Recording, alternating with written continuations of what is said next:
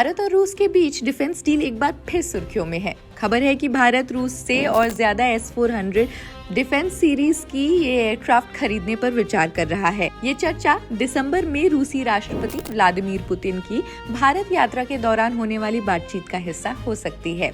सूत्रों के हवाले से पीटीआई की एक रिपोर्ट में कहा गया, ऑपरेशन सिंदूर में S-400 प्रभावशाली रहा और इसी को देखते हुए भारत इसकी खरीद पर विचार कर रहा है।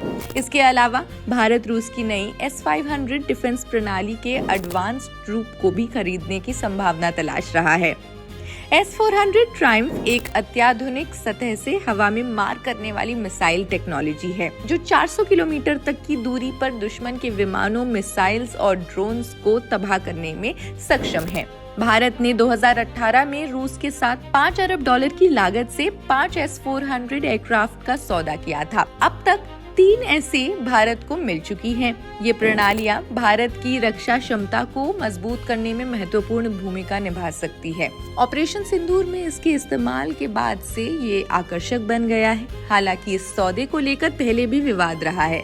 2018 में जब ये समझौता हुआ था, तब अमेरिका ने भारत को चेतावनी दी थी कि इस खरीद से अमेरिका को countering America's adversaries through sanctions act के तहत प्रतिबंध लग सकते हैं। फिर भी भारत ने इस सौदे को आगे बढ़ाया और रूस के साथ अपने संबंधों को प्राथमिकता दी।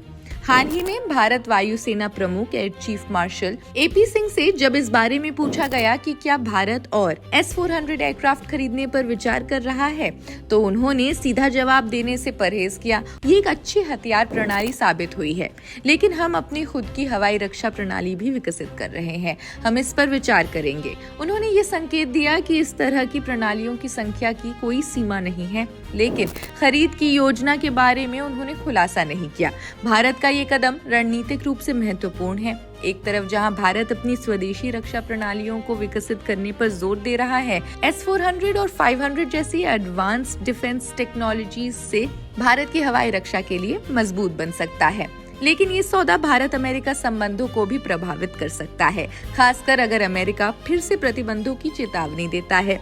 पुतिन की भारत यात्रा के दौरान इस मुद्दे पर होने वाली चर्चा न केवल भारत रूस संबंधों को और गहरा कर सकती है, बल्कि क्षेत्रीय सुरक्षा के नजरिए को भी एक नया आकार दे सकती है। भारत के लिए ये एक बैलेंस्ड रणनीति अपनाने का समय है, जहां वो अपनी डिफेंस डील्स और अंतर्राष्ट्रीय कूटनीति के बीच एक सामंजस्य बिठाए। खैर, इस खबर में तो बस इतना ही। आप कमेंट्स में हमें जरूर बताएं आप क्या सोचते हैं। देश दुनिया की अन्य खबरों के लिए भी देखते रहे जनसत्ता। शुक्रिया।